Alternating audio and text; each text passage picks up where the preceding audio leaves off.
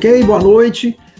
Hoje, dia 7 de julho de 2021, estamos iniciando a nossa segundo ciclo de sessão literária relacionada a reflexões e debates sobre questões contemporâneas. Na realidade, ele integra um projeto da academia denominado Ciclos de Sessões Literárias, onde os acadêmicos da Academia Amapaense Maçônica de Letras, eles coordenam projetos e ações voltadas para desenvolver debates, apresentações e desenvolvimento de conteúdo sobre temas variados. Então, dependendo da escolha das temáticas, você pode ter vários ciclos até funcionando, desenvolvendo ao mesmo tempo. Queria agradecer a presença dos integrantes dessa sala na sessão de hoje. Hoje, nós estamos desenvolvendo a segunda palestra do ciclo de diálogo acadêmico sobre questões contemporâneas. Esse ciclo de diálogo são 3 palestras, desenvolvendo temáticas voltadas para novas tecnologias, saúde e direito do consumidor. A primeira palestra foi realizada no dia 4 de maio de 2021, onde o nosso confrade Mauro Rabelo desenvolveu uma discussão muito interessante sobre o uso das tecnologias de informação e comunicação na formação e desenvolvimento humano em nossa contemporaneidade. Hoje, dia 7 de julho, teremos a grata satisfação de estar debatendo o tema Síndrome pós-Covid e saúde como desafio na contemporaneidade, conduzido e mediado pelo nosso querido confrade Tiago Afonso Carvalho de Celestino. Ele é membro efetivo da Academia Amapaense Maçônica de Letras, cadeira 9, patrono Barão do Rio Branco.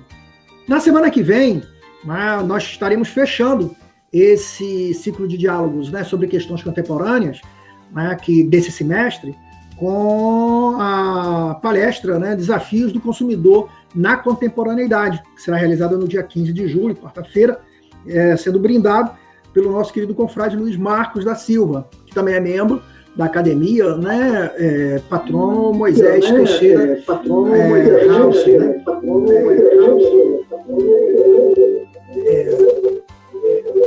Só um momentinho aqui.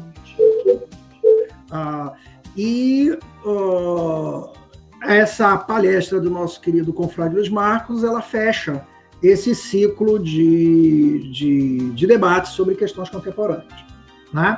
Hoje, nós estaremos trabalhando o tema, desde já convidamos todos agora para essa segunda palestra em videoconferência, o tema Síndrome pós-Covid, um desafio na contemporaneidade, será desenvolvido pelo nosso querido confrade Tiago, e o nosso confrade Tiago, ele é mestre maçom, doutor em urologia pela Universidade de São Paulo, mestre em ciência da saúde, na área da epidemiologia e saúde pública pela Universidade Federal do Amapá.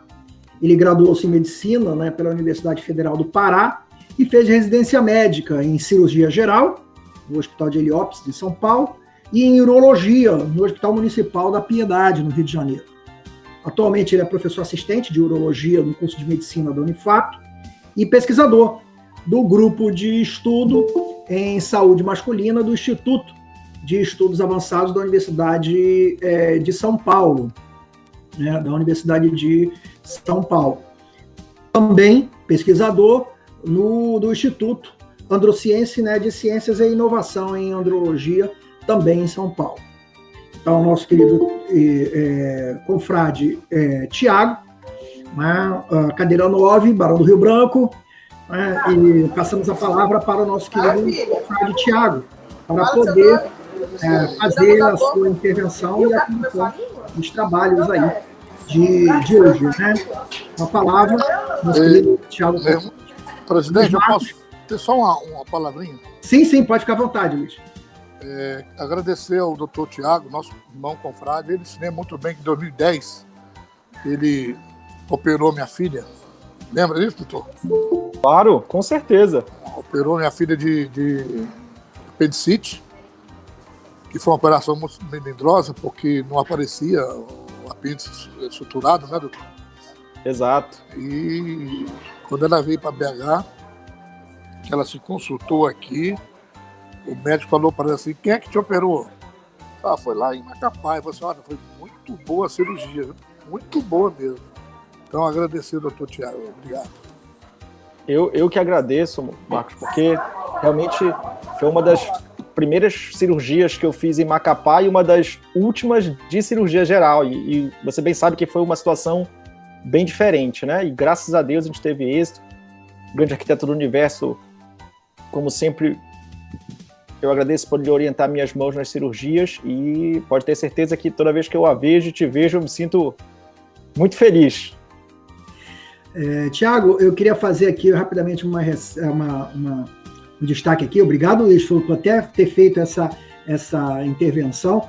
Aqui está presente na nossa sala o delegado regional, né, para o estado do Amapá e atualmente delegado especial do Grande Oriente do Brasil, que está responsável pela condução da transformação da delegacia, né, regional do Amapá em Grande Oriente do Amapá. Né? Então, seja bem-vindo, nosso querido delegado, Biraci Picanço. Estamos aqui também presente com os confrades da academia. Né? Seja bem-vindo, meu querido irmão Biraci. Tanto a Arimateia quanto o Ulisses, que são os grão-mestres, né, da GOAP e da Glomap, justificaram, né, que estariam vindo, ou talvez até chegando um pouquinho atrasado. O Teixeira disse que estava com um pouquinho de dificuldade. Nosso querido, né, sereníssimo grão-mestre, né, Arimateia está entrando agora também. Também está presente aqui os confrades da Academia Amapaense Maçônica de Letras, né, o Orivaldo, nosso querido baluarte Paulo Guerra, o Ivan Andrade, Luiz Marcos, Mauro Rabelo, né, eu acho que espero que não esteja esquecendo ainda de nenhum. Temos aqui visitantes na sala, né, a Márcia Galindo, Esmi Cristina, o Francisco Pereira, então estão todos juntos. E o nosso querido agora, José Arimateia, né, nosso sereníssimo grão-mestre, soberano grão-mestre da GOAP, seja bem-vindo, né, à sala, e é uma honra tê-lo também aqui, juntamente com o nosso querido delegado o Biraci, representando as principais potências aqui do estado. O Ulisses, ele está em Alagoas, lugar, né, uma outra reunião muito complicada. O seu Galinho está entrando agora, mas ele mandou direcionou toda a energia positiva para o sucesso da reunião de hoje. Né? Nosso querido José Arimateia, nós fizemos uma apresentação inicial e estamos agora passando a palavra para o nosso querido palestrante, Tiago Teixeira, que vai desenvolver o tema da palestra de hoje. Seja bem-vindo, mestre. Muito obrigado, meu irmão. É um prazer e me sinto prestigiado em acompanhar esses ensinamentos que vocês têm para dar para todos nós. Muito obrigado. Em nome do senhor, eu agradeço e parabenizo todos os confrades da academia. Vocês têm muito a dar para a sociedade brasileira em si. Muito obrigado e sempre uma honra estar prestigiando vocês. Então, com a palavra, nosso querido palestrante do dia, Tiago Teixeira. Então, boa noite, nobres confrades. Boa noite, convidados. Eu me sinto, como eu já falei no início da nossa reunião, me sinto muito feliz nesse momento que eu consigo retornar para as atividades regulares, tanto da academia, após um momento que foi um momento de grande estudo, e também um momento de desafio e crescimento individual, porque no meio dessa situação toda que nós vivemos, eu tive que acabar absorvendo uma nova função para que eu estava sendo preparado, que era da pesquisa, e isso mudou muito, talvez até a minha visão como próprio médico, executor, cirurgião, e deu um outro enfoque e uma outra visão para essa situação que a gente ainda vive, ainda persiste, e deve viver pelo menos por mais uns 6 meses a um ano, nesse momento um pouco mais crítico.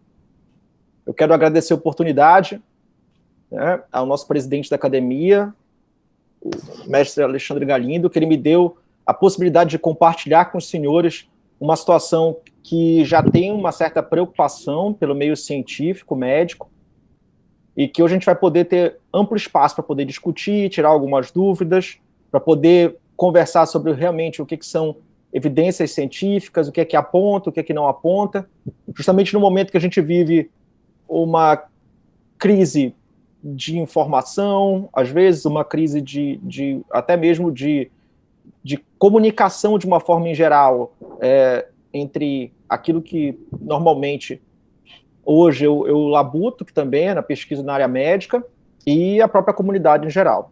Então eu quero que os senhores se sintam à vontade para, em qualquer momento, vocês interromperem, ou então, ao final, fazerem as perguntas. Acho que esse é o momento mais importante da nossa discussão hoje à noite.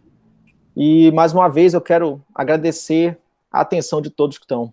Perfeito. Então, vamos iniciar hoje a nossa discussão falando sobre o que já nós vivenciamos e que parece que vai ser um horizonte próximo no decorrer de anos, mesmo que quando acabar essa pandemia que nós vivemos nesse momento da Covid-19, né? Então, o tema hoje da nossa discussão vai ser sobre síndrome pós-Covid e saúde como um desafio na contemporaneidade.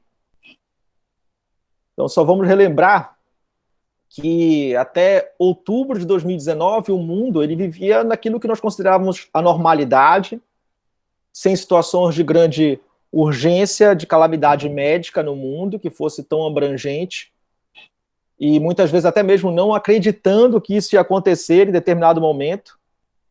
E a partir de novembro de 2019, uma entidade viral, que nós chamamos de coronavírus tipo 2, que causa síndrome respiratória aguda severa, ou já comumente chamado por todos de SARS-CoV-2, ele emergiu da China, da região de Wuhan, e ele tomou proporções em cerca de um ano para uma síndrome respiratória grave, que apesar de ter uma porcentagem de mortalidade pequena, ela foi basicamente arrasadora pelos números enormes e catastróficos, e que causou uma comoção e também disputas internacionais e uma grande corrida pela busca para poder controlar essa pandemia, de uma doença que hoje nós chamamos de Covid-19.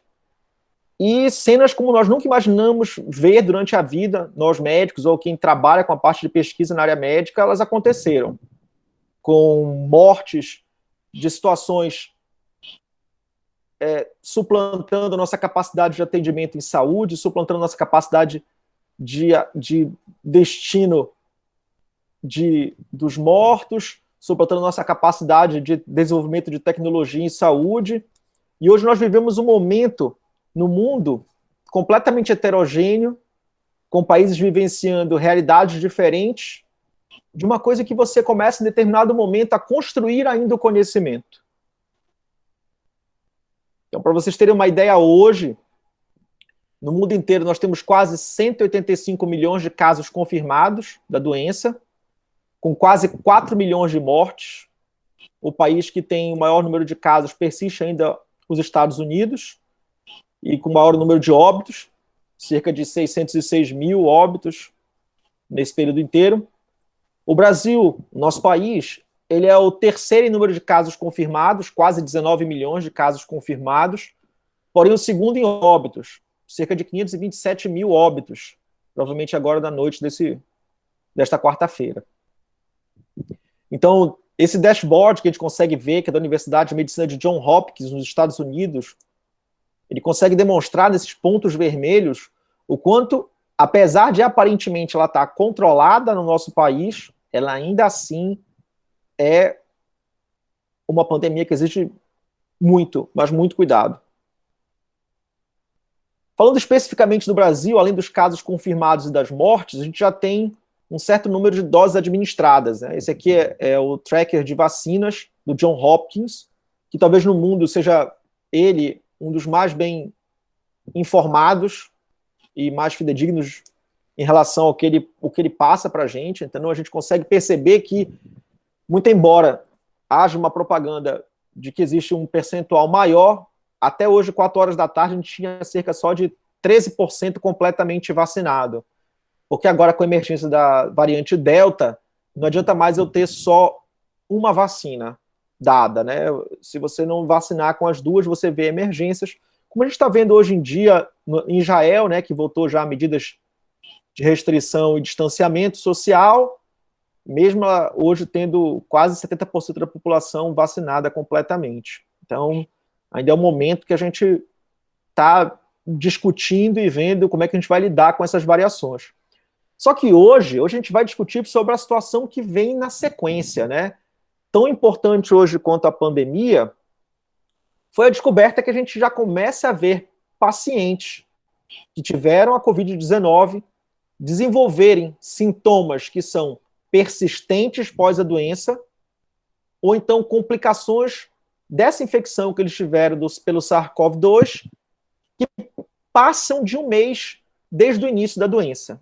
Então, quando esses sintomas persistem, ou eles complicam após um mês de teoricamente curado da doença, foi-se dado o nome de síndrome pós-Covid.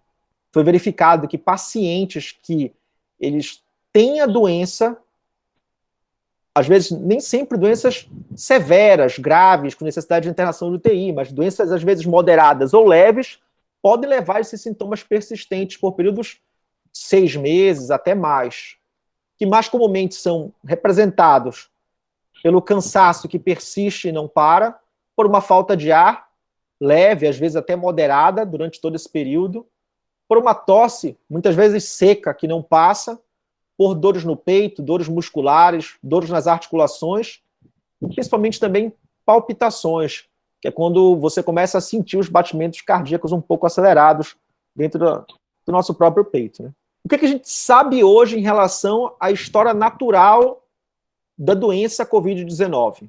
Então, ela tem um momento que a gente não consegue detectar a exposição ao SARS-CoV-2, que é antes do início dos sintomas, que varia entre 1 a 2 semanas prévio ao início dos sintomas. Nesse momento indetectável, você já consegue isolar o vírus, seja nessa linha verde, através de escarro ou de coleta via nasofaringe, ou até do lavado do trato respiratório. Então, quando ele atinge um certo pico, é que começam os sintomas e aí a gente consegue ter o PCR positivo, que é quando consegue fazer o diagnóstico. E a doença em si, a doença aguda, ela dura de 1 até 4 semanas. É uma doença que, no primeiro momento, a gente acreditava que ela tinha só um quadro exuberante, respiratório, que é o próprio da síndrome respiratória aguda severa, um quadro que ele vem acompanhado de falta de ar, tosse muitas vezes seca, que às vezes inicia tudo isso com um quadro gripal, mas pode evoluir para uma falência pulmonar e pode evoluir também para complicações, entre as quais a gente cita o derrame, seria o acidente vascular encefálico, insuficiência ou injúria renal aguda, que leva muitas vezes o paciente a fazer hemodiálise, fenômenos de trombose, que são as oclusões agudas dos vasos em diferentes locais, e que muitas vezes pacientes que tiveram internação um pouco mais grave na UTI, que ficaram mais tempo internados, doenças mais severas, ou ainda aqueles que tiveram um quadro mais arrastado, começam a partir da 4ª semana a apresentar, apesar do PCR estar negativo, alguns sintomas que são relacionados com o que hoje nós chamamos de síndrome pós-Covid. Esses sintomas vão desde sintomas gerais, como fadiga, o paciente muitas vezes ele não consegue, de uma forma mais clara, explicar o que está acontecendo, mas ele consegue perceber que caiu um pouco a qualidade de vida dele de uma forma em geral. Ele muitas vezes sente fraqueza muscular, dores articulares. Alguns permanece a falta de ar, a tosse. Tem até certos pacientes que ficaram em quadros mais graves, que eles ainda persistem usando a reposição de oxigênio mesmo em casa, com a balinha de oxigênio para poder manter. Também foi percebido que muitos sintomas neurológicos e psiquiátricos, eles adviram não só pela situação de isolamento social e dessa confusão em sociedade que a gente passa, do medo, mas também por uma ação direta do vírus no tecido nervoso. Então, quadros de ansiedade, de depressão, distúrbios do sono, síndrome pós-traumática, distúrbios da cognição, que como se fossem brancos cerebrais. A pessoa esquece, por exemplo, uma palavra às vezes simples, ela sabe qual é a palavra, mas ela não consegue lembrar como é que se diz aquela palavra. Dores de cabeça leves. Sintomas do aparelho cardiovascular, como palpitações, como eu falei para vocês, aquela sensação de que o coração está batendo muitas vezes forte dentro do peito, que pode chegar até mesmo a uma dor no peito, dor torácica.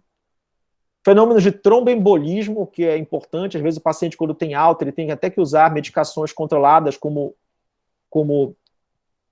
aquelas medicações que a gente usa para não ter a coagulação sanguínea, genericamente chamamos de anticoagulantes. Alguns pacientes eles ficam com sequelas renais, muitas vezes com necessidade de hemodiálise, outros com uma queda da função renal, e outros têm até sintomas da pele mesmo, como perda de cabelo, perda de pelo, que a gente já observou até agora, que pode durar até 6 meses. Então, esses sintomas que acontecem após 1 mês da doença aguda é o que nós chamamos de síndrome pós-Covid, ou long Covid, o Covid longo. Então, só para vocês terem uma ideia, cerca de 3 a 4 pacientes que tiveram Covid, independente se leve, moderado ou grave, eles ainda experimentam alguns sintomas até 2 meses após o início da doença. Então, 8 semanas depois, alguns pacientes ainda têm algumas queixas e que são importantes, muitas vezes, porque de cada 10 pacientes que têm essas queixas, 4 reportam uma piora na qualidade de vida. Para vocês terem uma ideia, 55% desses pacientes, um pouquinho mais da metade, eles já têm 3 ou mais desses sintomas que eu falei para vocês e vou especificar um pouco agora. E cerca de 32% tem de 1 a 2 sintomas. Então é bastante importante a observação disso, e é isso que suscita hoje parte do nosso grupo de saúde masculina do Instituto de Estudos Avançados da Universidade de São Paulo a pesquisar. Nós tivemos agora liberados pelo CONEP, né, que é o Comitê Nacional de Ética em Pesquisa, para iniciar já a avaliação de acompanhamento e verificar como é que vão ficar isso que, ao se chamar de síndrome pós-Covid ou Covid longa, os pacientes entendem como sequelas da doença, né? Então, de 15 estudos que foram feitos no ano passado, em 2020, foi percebido quais são os sintomas que são mais comuns em quem tem esses sintomas persistentes, em quem tem a síndrome pós-Covid. O mais importante deles é uma fraqueza generalizada, o que a gente chama de fadiga, que acompanha até 58% das pessoas que têm Covid grave pós 4 semanas do início dos sintomas. O segundo mais comum são dores de cabeça, 44%, usualmente não ligadas a nenhuma dessas situações que nós costumeiramente temos durante o dia a dia. E o terceiro, em quase 35% dos pacientes, a gente tem alteração do raio-x do peito. Ele continua alterado, mesmo tendo melhora clínica, o que muitas vezes leva o paciente à confusão, à preocupação e assim por diante. 1/4 dos pacientes, eles acabam ficando com alguns sintomas que são muito importantes e eles influenciam muito na qualidade de vida. Então, muitas vezes eles referem dificuldade de atenção em 27%, uma certa falta de ar, seja ao repouso ou pós a atividade, uma atividade física muitas vezes moderada, e a persistência da queda de cabelo, da perda do paladar e da perda do olfato. Na sequência, outros sintomas também são importantes, mas numa proporção bem menor, né? A perda de memória, principalmente a perda de memória muito recente. Então, o paciente ele não consegue acessar essa memória rápido e dizer, por exemplo, uma coisa que para ele, obviamente, é muito simples. Uma tosse seca ou um certo desconforto ou dor no peito. E muitas vezes ele sente náuseas ou vômitos, de até 16%. Uma outra coisa que chama a atenção mais ou menos nesse padrão é o risco elevado para trombose. Então, o paciente ele tem risco, muitas vezes, em até a cada 1 em 5 casos severos, de evoluir com trombose venosa, que é o entupimento dos vasos, até 6 meses pós a cirurgia. Por isso que muitos usam ainda anticoagulante no pós-operatório. Muitas vezes anticoagulante injetável. E os outros todos gira em torno de 10%. Né? Você tem redução da capacidade pulmonar, ele não consegue mais respirar como ele respirava anteriormente. Alguns têm problemas de pele, principalmente a queda de cabelo, como eu falei para vocês, dor, uma febre leve intermitente, e alguns até em números menores levam a quadros de problemas do sono, principalmente a apneia do sono, que é quando o paciente ele acaba deixando de respirar durante o sono dele, que deveria ser recuperador. Então a gente achava muitas vezes que parte desses sintomas eles não eram ocasionados pelo vírus. E no início da pandemia nós não tínhamos dados com evidências científicas importantes para isso. E também nós não tínhamos ainda conhecimento do que estaria a vir pela lesão do vírus em outros sistemas. Então, só para vocês terem uma ideia, essa figura é uma figura de um artigo nosso publicado no Andrology, que é a revista número 1 de andrologia, que é a ciência que vê a parte sexual e reprodutora masculina no mundo, e que em idos de abril do ano passado a gente já verificava a possibilidade de lesão testicular no Covid. Então, só para os senhores lembrarem, o Covid, que é um coronavírus, um vírus que ele tem um aspecto, quando você olha no microscópio eletrônico de uma coroa, né, por causa dessas espículas, ele tem numa dessas espículas dele, chamada proteína S, ou proteína spike, a capacidade de se ligar a 2 receptores de membrana, que primeiramente a gente acreditou que eles estariam mais na parte pulmonar, mas eles têm uma distribuição por diversos tecidos do organismo. Então, todo tecido que tiver esses 2 receptores, o receptor ACE2 e o receptor TMPRSS2, eles, de certa forma, podem sofrer a atuação direta do vírus, mesmo a longo prazo. Então, como é que funciona isso na prática? Como é que a gente consegue verificar que vão se dar essas lesões? E fazendo também uma ideia de o que aconteceu, porque a gente sempre tem aquela discussão se o vírus, se ele foi criado em laboratório, ele escapou de laboratório, enfim. Então, a principal hipótese, corroborada por todo mundo, inclusive os americanos, é que existe um coronavírus chamado HAT-G13, que é um coronavírus de morcegos, que existem em cavernas, que ele tem em torno de 86% a 90% de paridade com o vírus que hoje nós chamamos de SARS-CoV-2. E por algum motivo teve uma transmissão entre animais, chamada zoonótica, entre o morcego e algum hospedeiro intermediário, que até o presente momento não se sabe qual é, mas o que talvez tenha a melhor adaptação seja o pangolim. Em algum momento, esse vírus, ao sofrer mutações, passou a se chamar de SARS-CoV-2 e passou a possibilidade de nos contaminar, principalmente via respiratória, por aquelas células-alvo que tinham aqueles 2 receptores, o receptor ACE2 e o receptor TMPRSS2.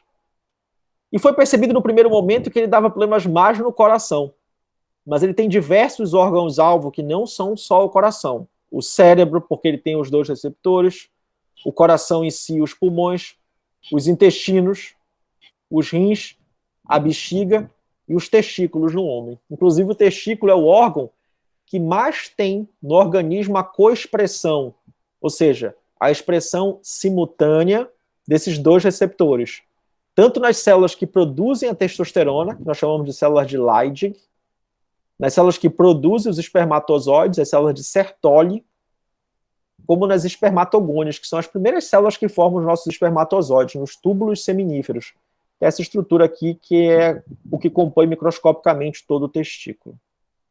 No primeiro momento, a gente não conseguia ver esse tipo de lesão nos outros órgãos, porque órgãos mais vitais e a severidade dos sintomas, elas alijavam o paciente para quadros mais urgentes e emergentes, por causa da necessidade de respiração, muitas vezes ventilatória, por causa de quadros de choque, que são insuficiências do coração ou de outros órgãos que levam a uma diminuição do aporte de oxigênio em diferentes tecidos, e principalmente também por causa da lesão nos rins, que leva à sua paralisação e necessidade de hemodiálise.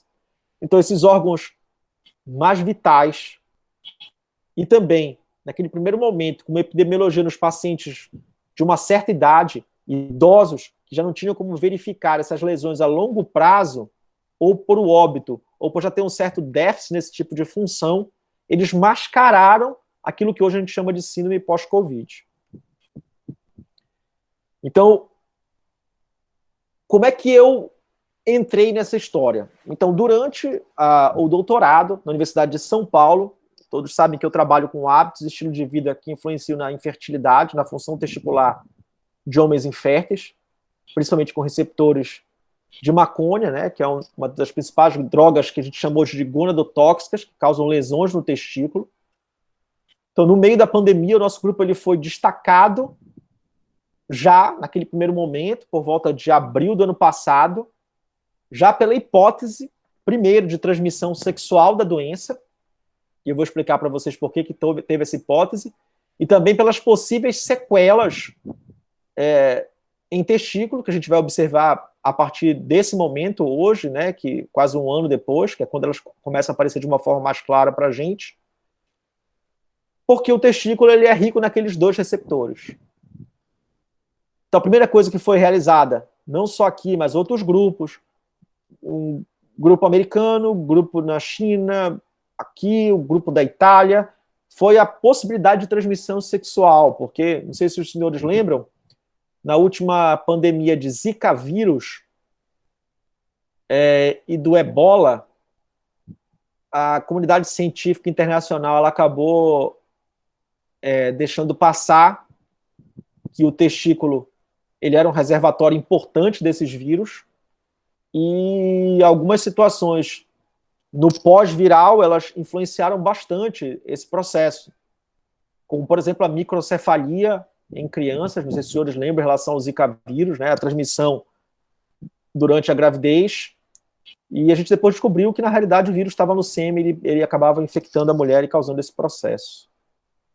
Então, nos testículos, a gente já começa a ver alguns sinais. Então, até pacientes com quadros severos, que muitas vezes vão para a internação no CT, eles desenvolvem quadros de inflamação no testículo e no epidídimo, que é a porção do testículo onde ocorre a maturação, a especialização, melhor dizendo, né, do espermatozoide, ele aprende a nadar, em até 22% dos casos, né, gira em torno de 17% a 22%. Nós fizemos um estudo com pacientes internados, com quadros leves ou moderados de Covid, no Hospital das Clínicas da Universidade Estadual de São Paulo. Nós vimos que mesmo pacientes que não tinham sintomas algum testiculares, quando eram feitos ultrassons da bolsa testicular, nós conseguimos verificar que tinha inflamação, o que chamava atenção para possíveis situações de sequelas na função, seja de reprodução ou na função hormonal do testículo, né? E a gente vê isso já no pós-Covid, né? Pacientes com alterações do sêmen que persistem, pós-quadros moderados e graves, diminuição da concentração de espermatozoides no sêmen, diminuição da motilidade, eles passam a nadar cada vez mais fracos, diminuição da concentração de testosterona, que é algo que nos preocupa, mesmo tirando a ação de algumas medicações que são utilizadas em quadros graves ou nos ditos kits COVID sem comprovação científica, como, por exemplo, corticosteroides, ou até mesmo a dutasterida no Androcov, enfim, no kit COVID chamado Androcov, que acabam, de certa forma, bloqueando a função, seja da adrenal ou do testículo, e diminuindo a concentração de testosterona, levando o que a gente chama de quadros de hipogonadismo, mesmo em pacientes jovens. Nós sabemos hoje que o próprio vírus ele causa lesão direta nas células que produzem esse hormônio no testículo, chamado células de Leydig.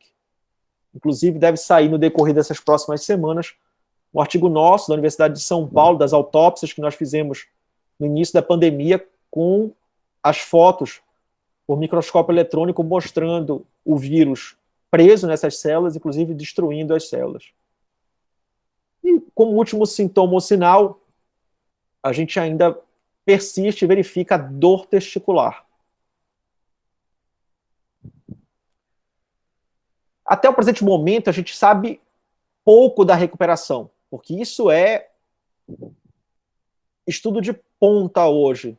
Porque sabemos que, como o Covid, apesar de ter um número elevado de mortes, ele tem um número também razoável de curas, a gente quer saber quantos desses que passaram por esse quadro, principalmente agora que nós temos um pessoal, uma população que ela tem uma média de idade menor, portanto, uma chance de ficar uma sequela durante muito maior tempo, de como é que isso vai acontecer, como é que isso vai se dar. Quais desses sintomas que estão acontecendo, elas vão aparecer e vão demonstrar como importantes até para o sistema de saúde.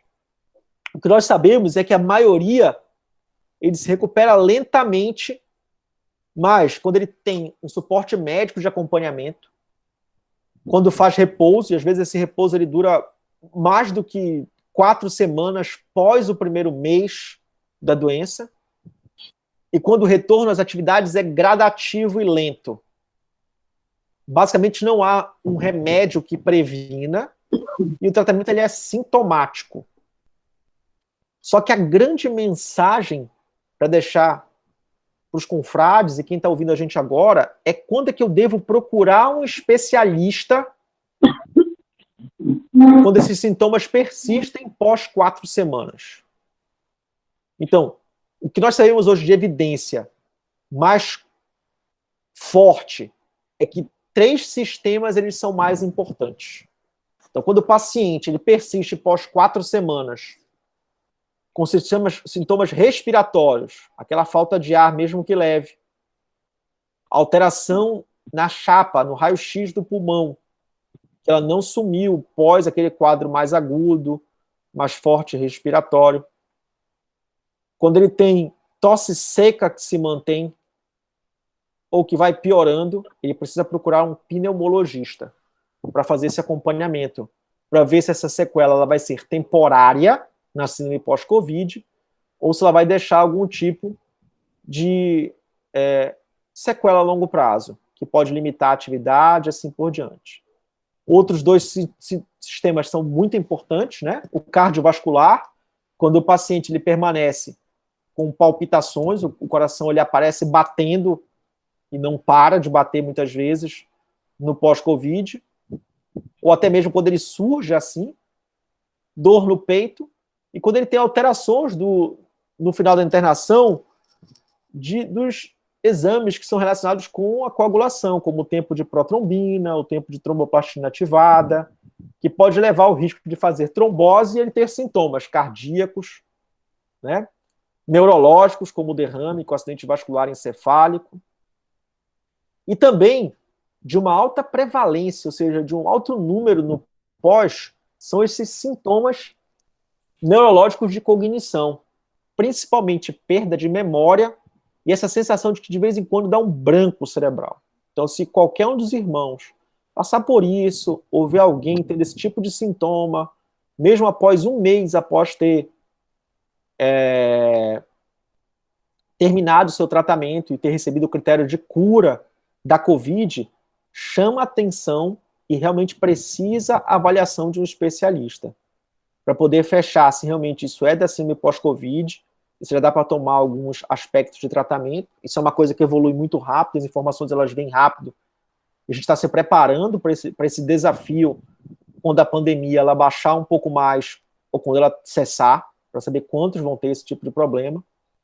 E da minha área, especificamente, na urologia da função testicular, a gente pede para quem teve quadros severos, para que esse tipo de paciente que ficou internado, que passou pelo CTI, que pós 4 semanas dessa internação, ele passe com o uro para fazer uma dosagem de testosterona total, basal, para ver se aquilo foi modificado, se tem alguma coisa que tem que ser observada.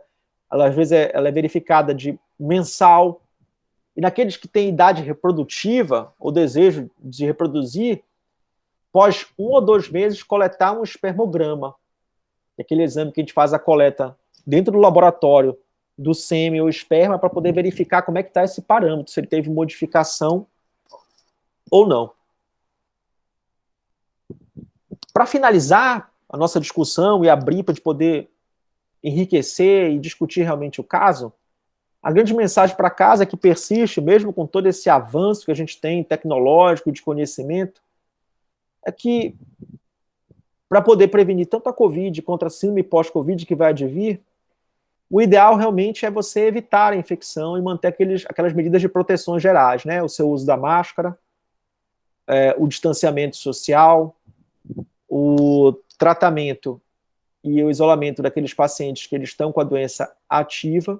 E hoje, principalmente, né, a nossa escolha por nos vacinarmos, né? Lembrar que é importante não somente uma dose, a gente, hoje, aqui no Amapá, nós somos o estado com o pior índice de vacinação plena, nós temos menos de 12% completamente vacinado, e a gente tem que aproveitar esse momento, né, que a doença deu no nosso país de uma queda, né, os números estão caindo nacionalmente, para acelerar a vacinação e a gente conseguir, de certa forma, ter uma prevenção efetiva contra o que hoje a gente chama de Covid-19.